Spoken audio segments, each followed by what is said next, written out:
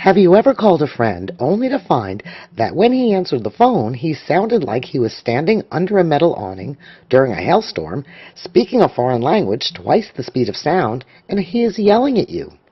And you're like, dude, are you in a tunnel in a foreign country during a rainstorm? Well, that is what your audience may experience if you do not practice your delivery.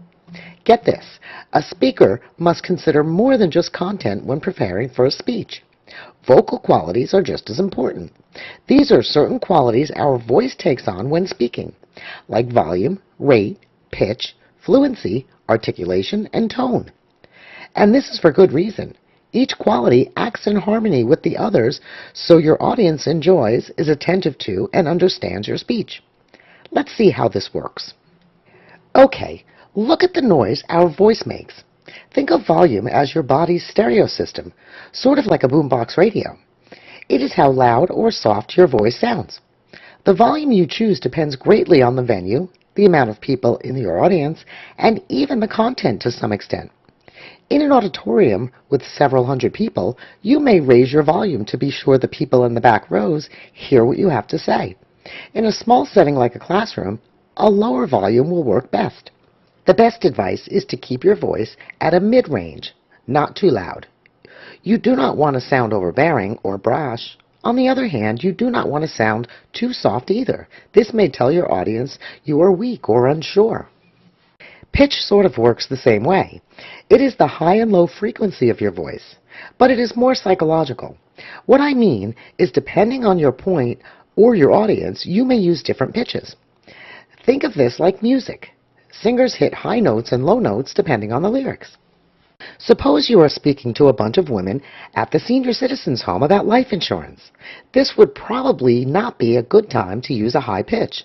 A low pitch tells the audience you are speaking about something serious. A high pitch should be reserved for something more upbeat and exciting. Look at us. We got the volume right and the pitch just perfect. Nice going. Now let's think about rate. This is how fast or slow we speak. A fast rate of speech can be a problem. Your audience may not get every word. A slow rate may tell your audience you are unprepared or just not very interested in your own speech. It's best to speak at a moderate rate. Take pauses and be conscious of your coming lines. So, now that we like the sound of things, let's see what we need to know about the way in which we say things. Fluency is the flow of your words and can have a profound impact on whether your audience follows you. Speeches should flow smoothly and have limited breaks. Think of it like this. If a speaker constantly makes unintended pauses, the audience may perceive this as being forgetful of his lines, distracted, or even uninterested. Now, don't get me wrong, intended pauses are important. These are purposeful stops in a speech used to transition. Whatever you do, don't be tempted to add verbal fillers like duh, to your speech. These will definitely get under your audience's skin. And truth be told, you have to have your verbal filter radar on at all times. If you feel as though you are going to use a filler word, opt for the less annoying intended pause. Speaking clearly is important too. Articulation is just that. It is how clearly we speak. Suppose a speaker uses the term wanna rather than want to. It may come across like the speaker is a bit lazy. Maybe he is not even aware of it. One way to overcome poor articulation is to practice tongue twisters. Try this one out. Sally sells seashells by the seashore. There, that was easy. Let's not forget about tone. This is like setting the mood for the speech.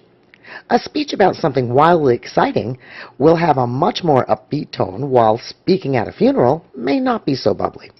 Choosing the tone really depends on the content and occasion of the speech. The bottom line, the content is really only one part of delivering a winning speech. We learned that there are several other things to consider that have nothing to do with the actual words that come out of a speaker's mouth. To sum it up, vocal qualities are just as important. These are certain qualities our voice takes on when speaking. You see, volume is like your body's sound system. It's all about how loud and soft you speak. Pitch is the high and low frequency of your voice, much like the way singers hit high and low notes. Now, rate is how fast or slow you speak. But that's not all.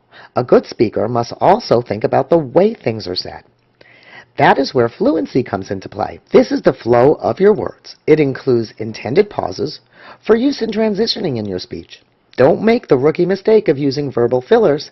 These ers, ums, and does will only distract your audience. Sharpen your articulation skills by practicing tongue twisters to help you speak more clearly. Lastly, tone is the mood of your speech. Be upbeat for fun speeches and a bit less for other types of speeches. In the end, your content is important, but the delivery is equally critical in delivering a really good speech.